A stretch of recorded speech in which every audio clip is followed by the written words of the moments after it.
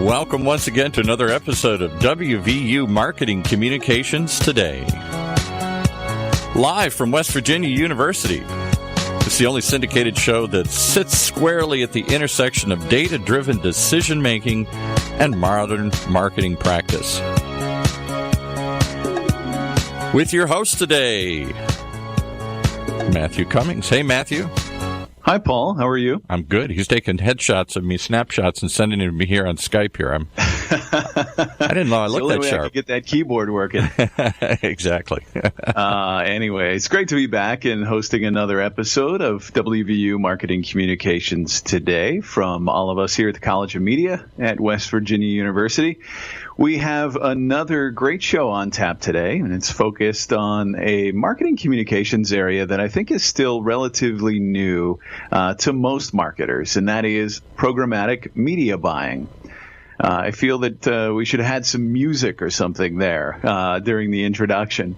You know, we've been hearing about programmatic for a few years now, but I think it's safe to say that not a lot of marketing communication specialists have deep experience or expertise in the space. So today we'll discuss how programmatic media leverages data and technology to allow advertisers to identify the exact targets, even down to a one-to-one level in some cases they are interested in reaching, and how it allows us to serve that user a specific ad as they visit specific websites. Get a high-level understanding of how programmatic works. We'll walk through its evolution and what marketers should consider when developing a programmatic media strategy.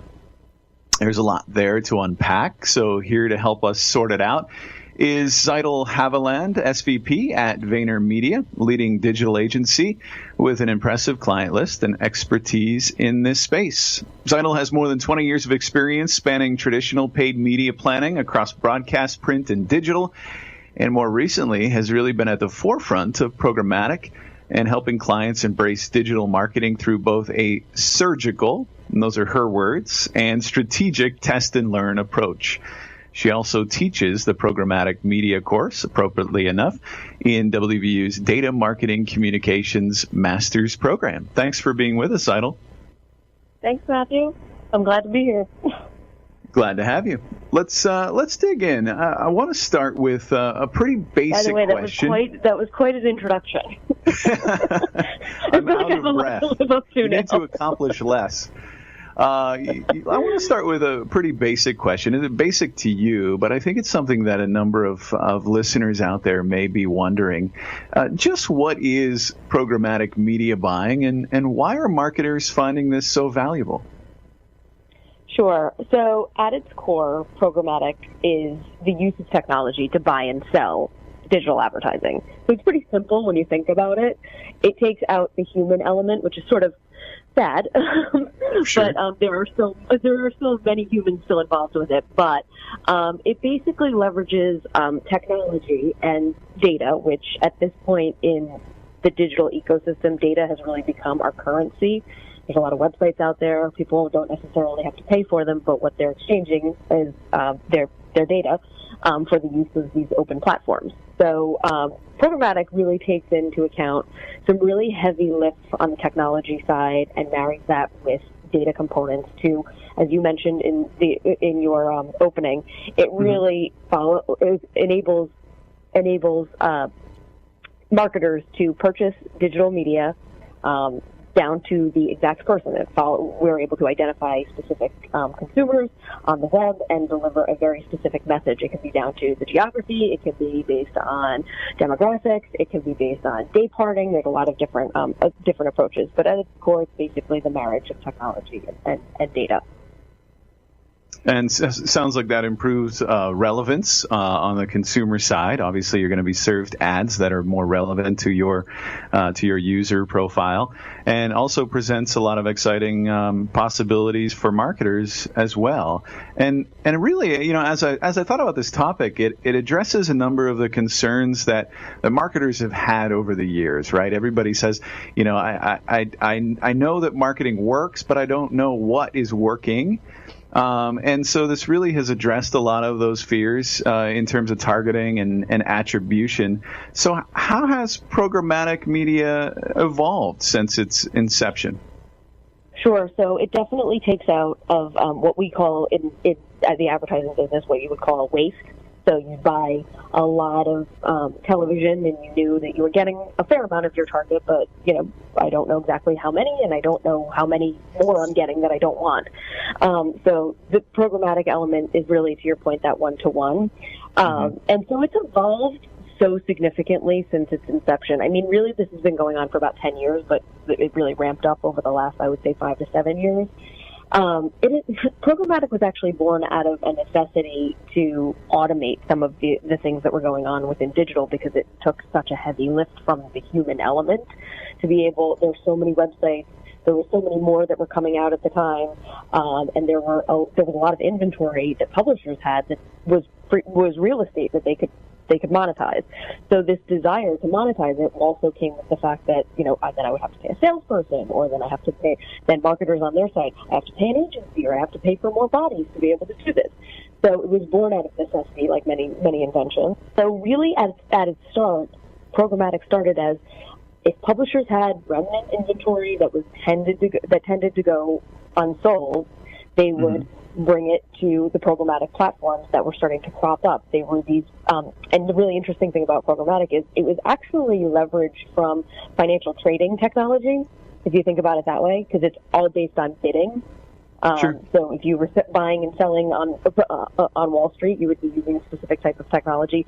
That's sort of the center of where programmatic started. The marketing and advertising industry embraced that, started to monetize it on the advertising side. So publishers would bring their remnant inventory and say, can you please sell this to someone? And maybe it don't have value to them. And there were small tests that were done that leveraged some of the data that advertisers had. And that grew from there. And it started with just display banners and here and there. And that started to grow. And they saw marketers starting to see a lot of value in it. And then it started to expand into other platforms or other formats, including like video. And now we're in the age where almost 80% of all digital display is sold on a programmatic basis. Native advertising is exploding. There's a lot of opportunity for modular type of native, where it builds assets and to fit the surrounding content. So it's really become very fruitful on everyone's part. In addition to what has been able to grow from a format perspective, it's also grown from an industry perspective. Years ago, when this technology didn't exist, we didn't have a need for data providers or ad tech stacks like things like Oracle, the things that Oracle brings to the table. They didn't exist. We didn't need them on a day-to-day basis. And now they're multi-billion-dollar companies that really keep the advertising industry humming.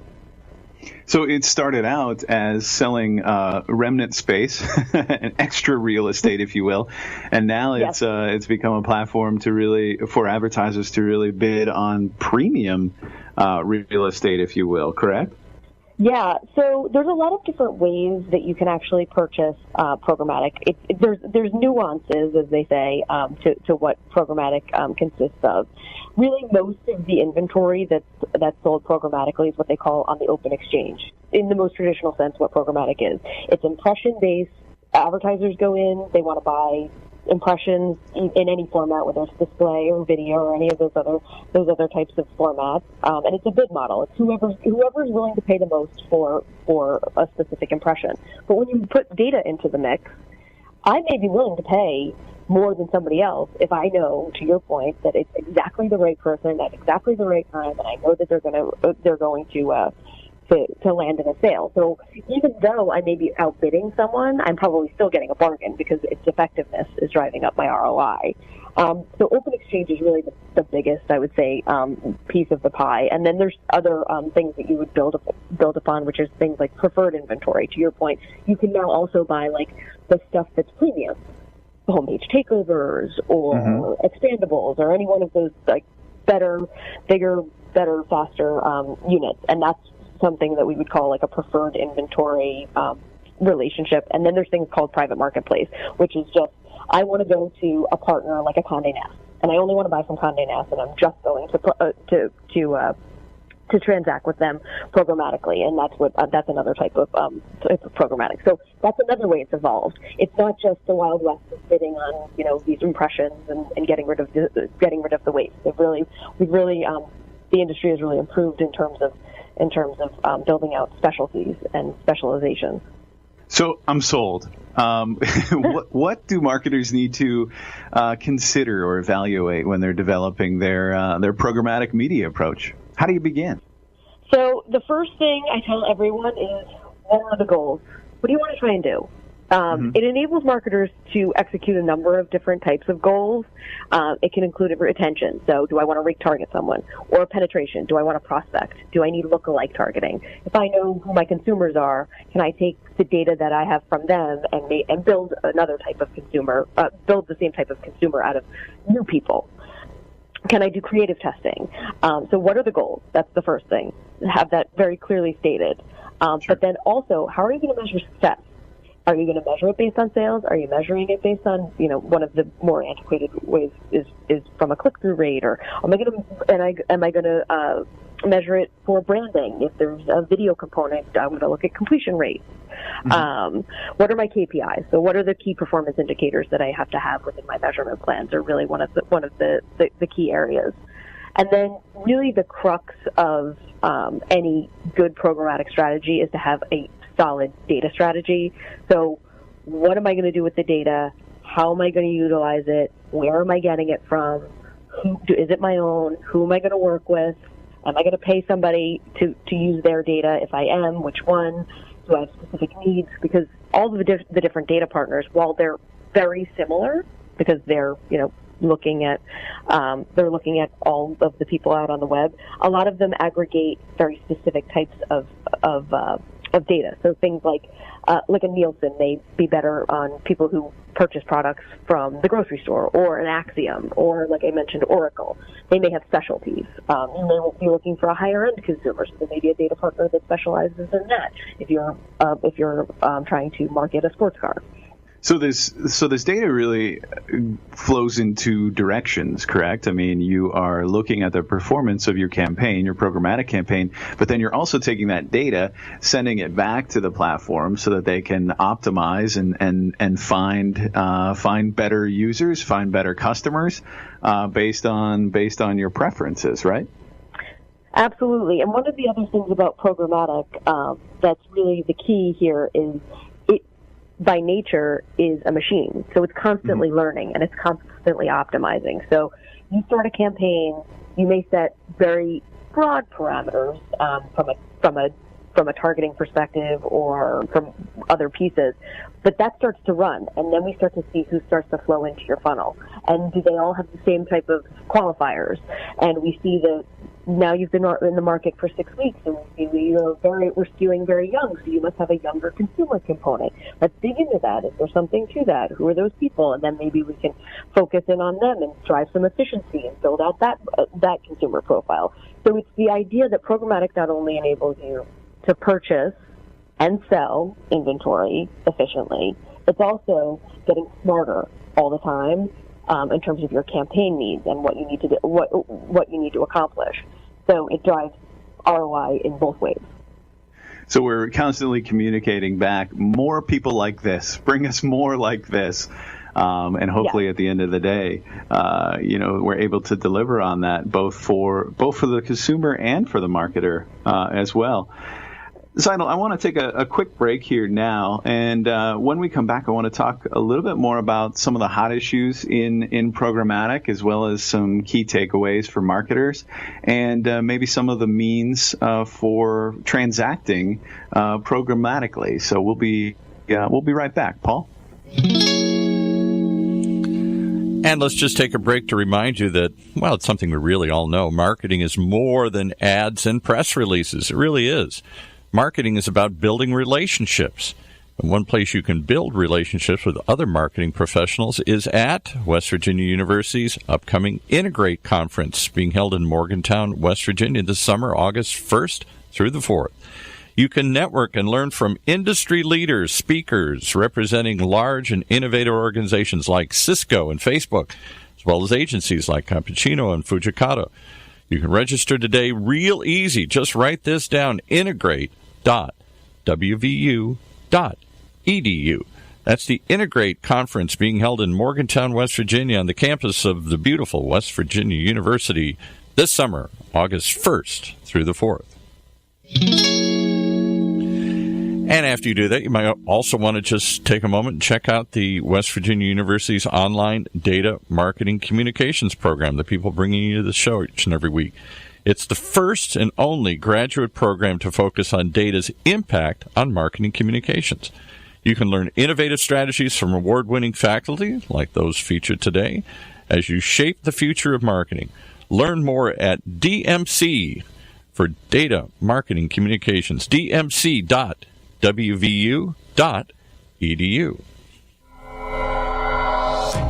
Okay, given the mystery around this subject here and the sci-fi nature of it, I thought we'd add a little music here to bring us back into the show here. There's that music I was looking for. There earlier, it is. Huh? There it is. Speaking of award-winning faculty, Paul, we have one of those with us today, Tzeital Haviland, Data Marketing Communications Instructor and SVP at VaynerMedia. I want to jump back into it here again. Still a lot to talk about.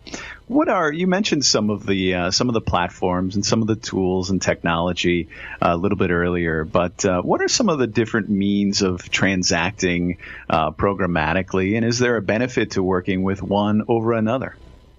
As with anything, as things grow, they start to evolve and change. So there is a boundless amount of of ways that you can transact programmatically, and it all depends on what you're trying to accomplish.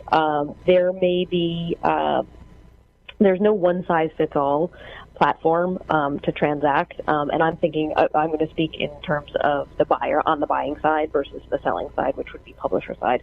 But from the buying side, for a smaller advertiser, they may find value in working directly with a vendor like a MediaMath, where they can just go to a programmatic exchange and say, I need to accomplish this, and they would execute it for them. So nothing wrong with that. There may be some at what we would call ad tax, where they're taking their tech fees and things like that out of the cost to transact. So there's a little bit of downside to that. But if you don't have the means to transact on your side, totally fine. If you're a larger scale advertiser, which has multi-billion dollars in the market at any given point, you have a media agency that you're working with, they may have their own agency trade desk that you work with, and basically that leverages the programmatic technology. They build out their own platform in their agency, and they transact on behalf of all of their clients. And the benefit there really is from a knowledge base. It may sound, like we just do a set it and forget it from a programmatic side. You just punch in some of the parameters and the machine goes. There's actually is quite a bit of human element to this. There are specialists. A lot of people have come over, as I mentioned. There's a financial element to the technology that we use. There's a lot of financial analysts and traders that have moved from that industry into the advertising industry because of programmatic. So there's actually a lot of human element with hands on keyboards that are monitoring these buys. But if you're talking about an agency trade desk, there may be hundreds of people transacting on a daily basis. And they're constantly getting learnings and seeing trends and building out theories and being able to cross-share knowledge. So there's benefit to that. Again, you'd probably be paying a fee to your agency, but nothing wrong with that if you're getting value out of it. And then there's also the idea that you can just go to what we would call an ad exchange, which is that sort of open real-time bidding platform. There's self-service. You go in, you do it yourself. It's efficient, but, it does require you to have to, manually do hands-on keyboards as well. But there's a lot of different ways that you can actually execute programmatically. What we tend to use in the industry, there's a fair amount of prevalence to working with what we would call a demand-side platform. They have a good reputation with advertisers. They provide a variety of inventory types. They have built-in infrastructure like self-serve platforms. So it all depends again on what your goals are and how you evaluate your partners and where you find value. What are your needs? Do you have a need for human bodies? Do you have a need for inventory? Do you have a need for long-term management? It all depends. I can't help as we talk here, but the visual keeps popping into my mind of the stock exchange of, Wall Street. and seeing, people going around and making transactions. And then there's also the do-it-yourself platform as well. So lots of different options in terms of transacting programmatically, if you will. And, along the same lines, in terms of the financial services industry, let's talk a little bit about transparency. This is a topic that comes up a lot here on the show, especially when we talk about data. What is transparency in this space? What does it mean, and why is it important? Sure. So transparency has been on the agency side. It's always been a transparent. To have an agency partner, you have to have a transparent relationship. And when Programmatic came out, that too shined a light on how do we make sure that we know what's going on. It's automated, so do we have a line of sight into it? Can't see the people on the other side that are buying or selling, so there's that level of that's a bit opaque too. So one of the things that we've talked about endlessly in our industry is ad fraud. I'm sure that you guys have talked about it on other broadcasts as well. Mm-hmm. But in the sense of Programmatic, it can really come down to these nefarious partners. They use bots. They mimic human-like behavior, and then they're able to serve ads and skim the revenue that comes off of that. So there's a ton of partners in the market. IAS is one of them. Double Verify is another one, where it basically appends a tag to your advertising that can identify whether an impression looks fraudulent. Generally, it could be an impression that's coming from out of country that you're not interested in buying, or it can be something that's within an area of the website that you don't want to be on. The most common is that you want to try and block any placement in questionable content, things that you don't want to align your brand with. Those are some various forms of ad fraud. And on the transparency side, being able to have a line of sight into that. I mentioned earlier there were fee markup conversations. There's a lot of conversation around Programmatic because you're bidding. You're saying, I'm willing to pay this amount. But do you really know from an arbitrage perspective how much the person that you're buying it from bought it for? So how much are they making on the deal? So that's not generally disclosed. So you have to have that level of information if you want to feel comfortable. The other thing is from the agency side, how much is your agency charging you? Are they taking part of the money that they've transacted? So that line of sight, and then some other things. Are really more in the frame of measurement and the transparency of measurement. How am I measuring this? What partners are you using? Am I going to be able to tie it all together into my larger ecosystem? But those are some of the main concerns when it comes to transparency. I have to ask this question. I'm sure there are marketers listening today who say, we really need to get into this space. But it's an uphill climb to convince the C-suite to invest in Programmatic.